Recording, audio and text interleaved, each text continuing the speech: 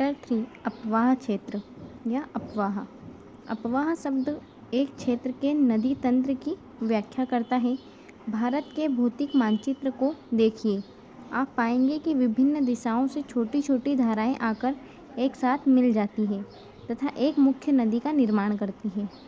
अंततः इनका निकास किसी बड़े जलाशय जैसे झील या समुद्र या महासागर में होता है। एक नदी तंत्र द्वारा जिस क्षेत्र का जल प्रवाहित होता है उसे एक अपवाह द्रोणी कहते हैं। मानचित्र का अवलोकन करने पर पता चलता है कि कोई भी ऊंचा क्षेत्र जैसे पर्वत या ऊंची भूमि दो पड़ोसी द्रोणियों को एक दूसरे से अलग करते हैं।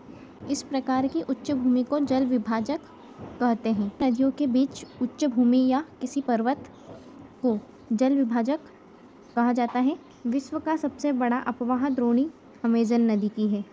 अमेजन नदी दक्षिण अमेरिका की सबसे बड़ी नदी है और यह अपवाह क्षेत्र में विश्व की सबसे बड़ी नदी है और लंबाई में विश्व की सबसे बड़ी नदी है नील नदी। भारत में अपवाह तंत्र। भारत के अपवाह तंत्र का नियंत्रण मुख्यतः भौगोलिक आकृतियों के द्वारा होता है। इस आधार पर भारतीय नदियों को मुख्यतः दो वर्गों में विभाजित किया गया है, हिमालयी नदियाँ, दूसरा है प्रायद्वीपीय नदियाँ।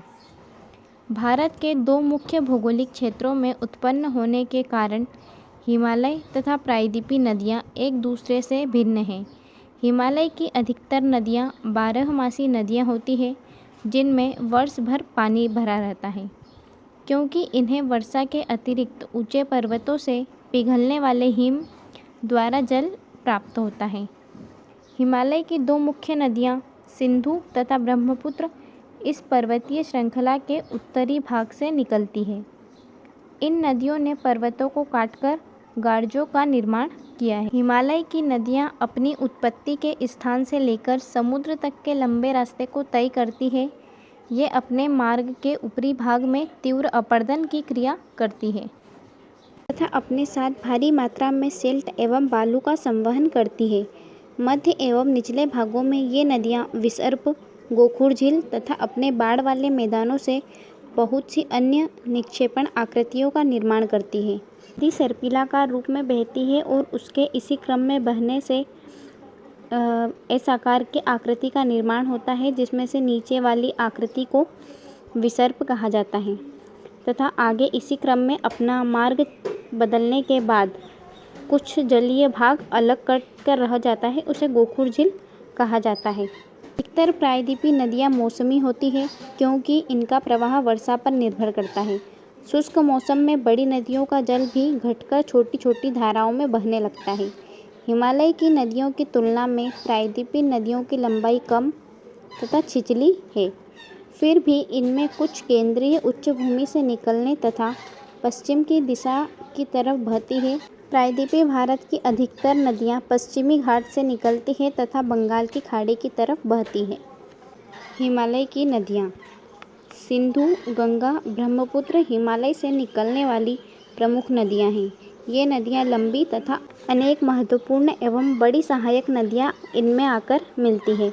किसी नदी तथा उसकी सहायक नदियों को नदी तंत्र कहा जाता है। अब हम देखने वाले हैं सिंधु नदी तंत्र, जो कि हिमालय की नदियों का पहला नदी तंत्र है। सिंधु नदी तंत्र। सिंधु नदी का उद्गम मानसरोवर झील के निकट तिब्बत में है। पश्चिम की ओर बहती हुई नदी भारत में लद्दाख से प्रवेश करती है। इस भाग में यह एक बहुत ही सुंदर दर्शनीय गोर्ज का निर्माण करती है। इस क्षेत्र में बहुत सी सहायक नदियाँ जैसे जास्कर, नुब्रा, श्योक, हुंजा इस नदी में आकर मिलती है।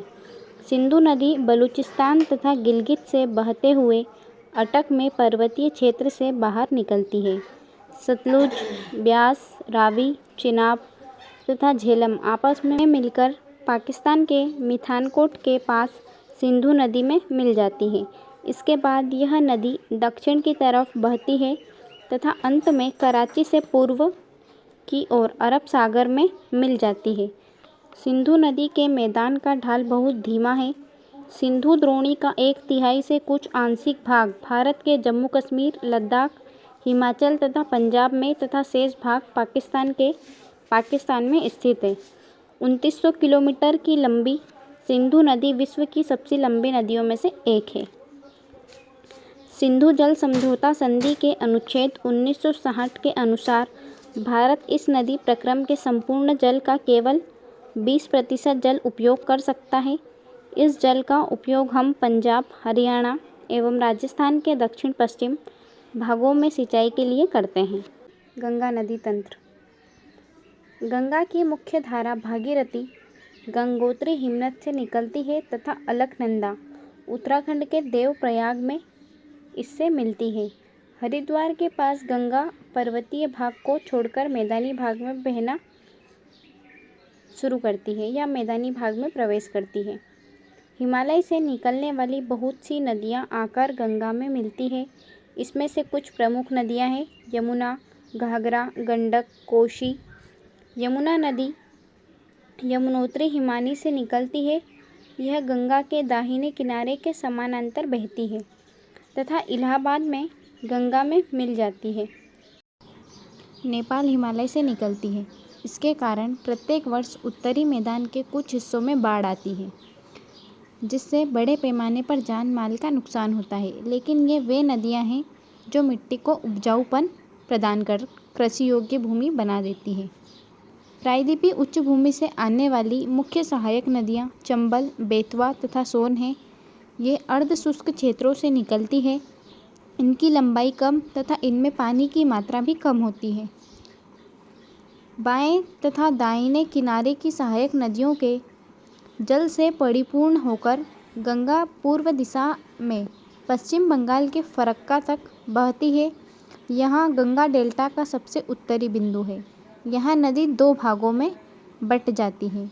भागीरथी हुगली, जो एक इसकी वितरिका है, दक्षिण की तरफ बहती है तथा डेल्टा के मैदान से होते हुए बंगाल की खाड़ी में मिल जाती है। मुख्य धारा दक्षिण की ओर बहती हुई बांग्लादेश में प्रवेश करती है एवं ब्रह्मपुत्र नदी इसमें आकर मिल जाती है। अंतिम चरण में गंगा और ब्रह्मपुत्र समुद्र में विलीन होने से पहले मेघना के नाम से जानी जाती है। गंगा एवं ब्रह्मपुत्र के जल वाली यह वृहद नदी बंगाल की खाड़ी में मिल जाती है। इन नदियों के द्वारा बनाए गए डेल्टा को सुंदरवन का डेल्टा के नाम से जाना जाता है। सुंदरवन डेल्टा का नाम वहाँ पाई जाने वाली सुंदरी पादप से लिया गया है। सुंदरवन डेल्टा विश्व का सबसे बड़ा एवं तेजी से वृद्धि करने वाला डेल्टा है। यहाँ रॉयल बंगाल टाइगर भी पाए जाते हैं।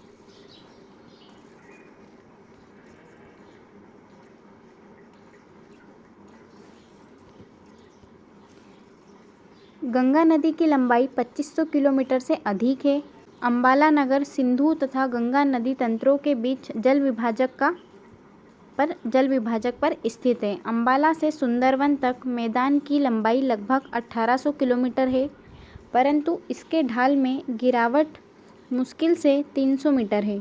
दूसरे शब्दों में प्रति 6 किलोमीटर की दूरी पर ढाल में गिरावट केवल 1 मीटर है। इसलिए इन नदियों में अनेक बड़े बड़े विसर्ग बन जाते हैं। अगला है ब्रह्मपुत्र नदी तंत्र।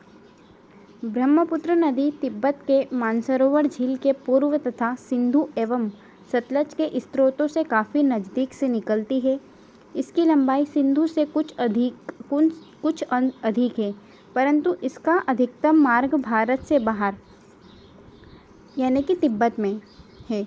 यह हिमालय के समानांतर पूर्व की ओर बहती है।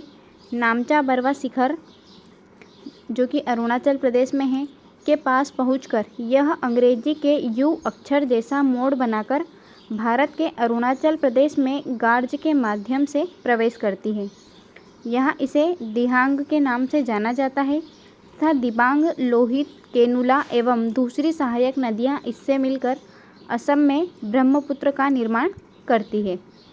ब्रह्मपुत्र को तिब्बत में सांगपो और बांग्लादेश में जमुना कहा जाता है। तिब्बत एक शीत एवं शुष्क क्षेत्र है। यहाँ इस नदी में जल एवं सिल्ट की मात्रा बहुत कम होती है। भारत में यह उच्च वर्षा वाले क्षेत्र से होकर गुजरती है। यहाँ नदी के जल एवं सिल्ट की मात्रा बढ़ जाती है। असम में ब्रह्मपुत्र अनेक धाराओं से बहकर एक गुम्फित नदी के रूप में बहती है तथा बहुत से नदीय द्वीपों का निर्माण करती है। प्रत्येक वर्ष वर्षा ऋतु में यह नदी अपने किनारों से ऊपर बहने लगती है एवं बाढ़ के द्वारा असम तथा बांग्लादेश में बहुत अधिक क्षति पहुंचाती है। उत्तर भारत की अन्य नदियों के विपरीत ब्रह्मपुत्र में सिल्ट निक्षेपों की मात्रा बहुत अधिक होती है। इसके कारण इस नदी की सतह बढ़ जाती है और बार बार अपने धारा में मार्ग परिवर्तन लाती है। अगला है प्रायद्वीपीय नदियाँ। प्रायद्वीपीय भारत में मुख्य जल विभाजक का निर्माण पश्चिमी घाट द्वारा होता है, जो पश्चिमी घाट के निकट उत्तर से दक्षिण की ओर स्थित है। प्रायद्वीप भाग की अधिकतर मुख्य नदियाँ जैसे महानदी, गोदावरी, कृष्णा तथा कावेरी पूर्व की ओर बहती है तथा बंगाल की खाड़ी में गिरती है। ये नदियाँ अपने मुहाने पर डेल्टा का निर्माण करती हैं। पश्चिम घाट से पश्चिम में बहने वाली अनेक छोटी धाराएं हैं। नर्मदा एवं ताप्ती दो ही बड़ी नदियाँ हैं जो कि पश्चिम की तरफ बहती है और ज्वारनदमुख या एस्चुरी का निर्माण करती है। प्रायद्वीपीय नदियों की अपवाह द्रोणियाँ आकार में अपेक्षाकृत छोटी होती हैं। प्रायद्वीपीय नदियों में सबसे पहले देखेंगे नर्मदा नदी। नर्मदा का उद्गम मध्य प्रदेश के अमरकंटक पहाड़ी के निकट है। यह पश्चिम की ओर एक भ्रंश घाटी में बहती है। समुद्र तक पहुँचने के क्रम में यह नदी बहुत से दर्शनीय स्थलों का निर्माण करती है।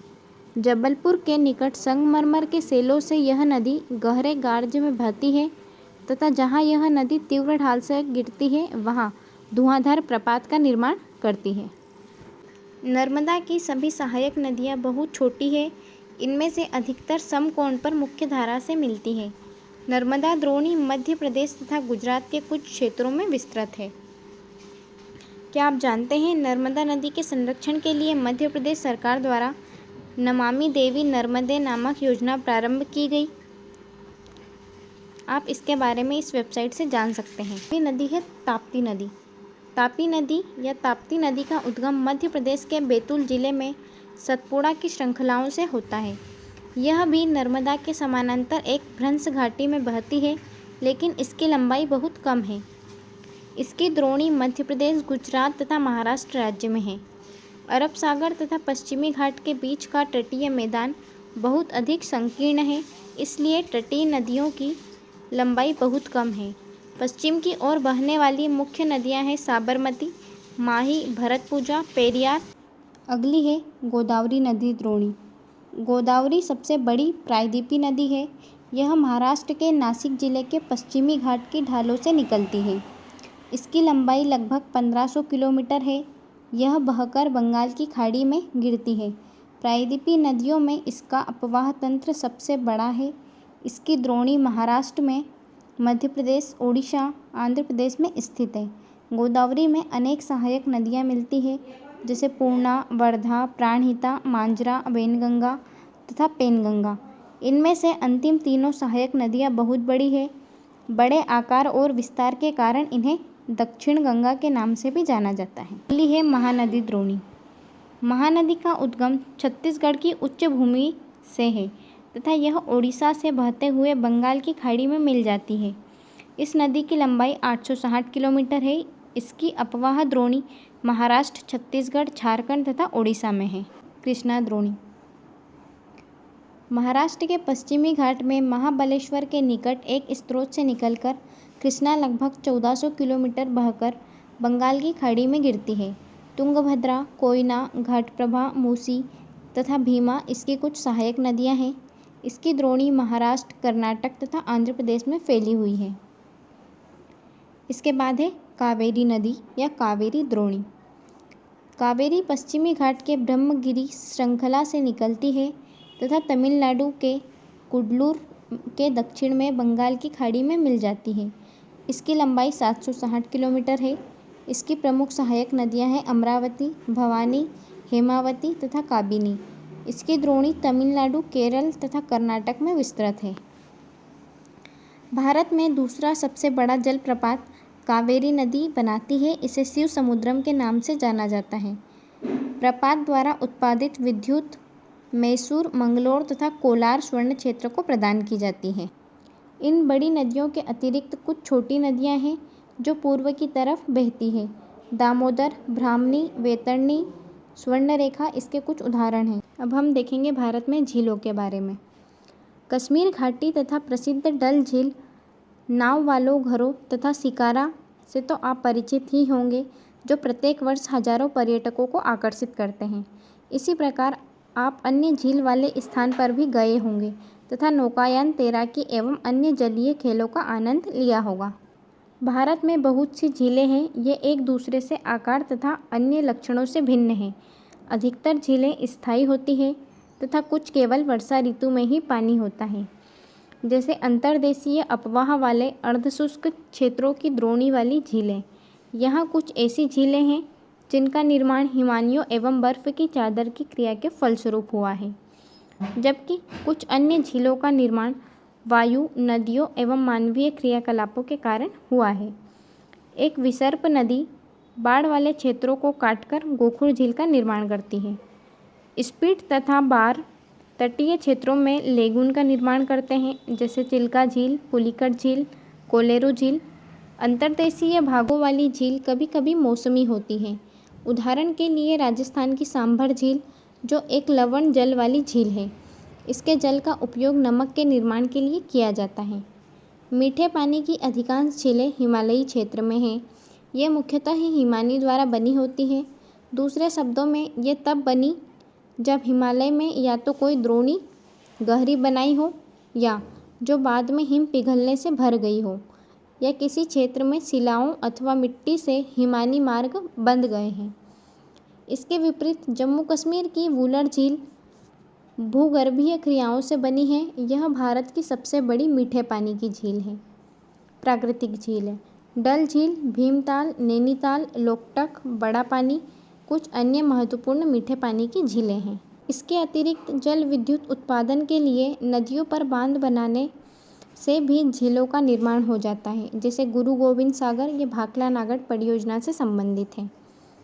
झीलें मानव के लिए अत्यधिक लाभदायक होती है। एक झील नदी के बहाव को सुचारू रूप से सहायक होती है। अत्यधिक वर्षा के समय यह बाढ़ को रोकती है तथा सूखे के मौसम में यह पानी के बहाव को संतुलित करने में सहायक होती हैं। झीलों का प्रयोग जल विद्युत उत्पन्न करने में भी किया जा सकता है। ये आसपास के क्षेत्रों की जलवायु को सामान्य बनाती है, जलीय पारितंत्र को सुरक्षित रखती है, झीलों की प्राकृतिक सुंदरता व पर्यटन को बढ़ाती है तथा हमें मनोरंजन प्रदान करती है। अगला है नदियों का अर्थव्यवस्था में महत्व। संपूर्ण मानव इतिहास में नदियों का अत्यधिक महत्व रहा है।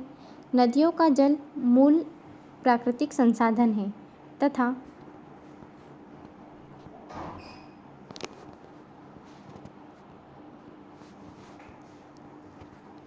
अनेक मानवीय क्रियाकलापों के लिए अनिवार्य है।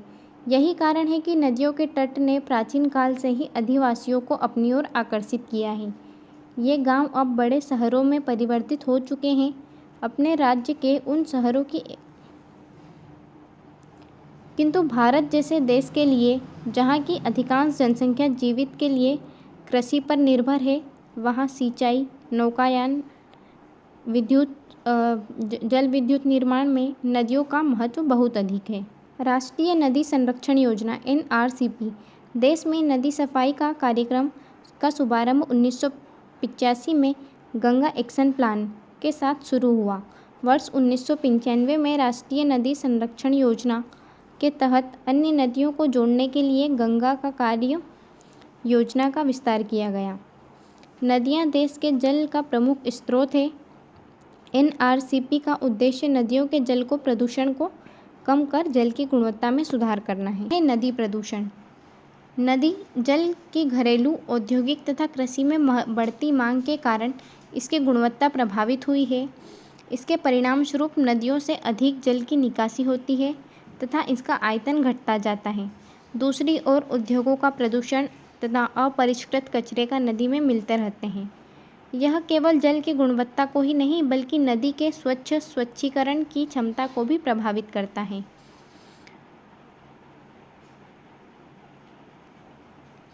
उदाहरण के लिए दिए गए समुचित जल प्रवाह में गंगा का जल लगभग 20 किलोमीटर क्षेत्र के बड़े शहरों की गंदगी को तनु करके समाहित कर सकता है, लेकिन लगातार बढ़ते हुए औद्योगिकीकरण एवं शहरीकरण के कारण ऐसा संभव नहीं हो पाता तथा अनेक नदियों में प्रदूषण का स्तर बढ़ता जा रहा है। नदियों में बढ़ते प्रदूषण के कारण इनको स्वच्छ बनाने के लिए अनेक कार्य किए जा रहे हैं।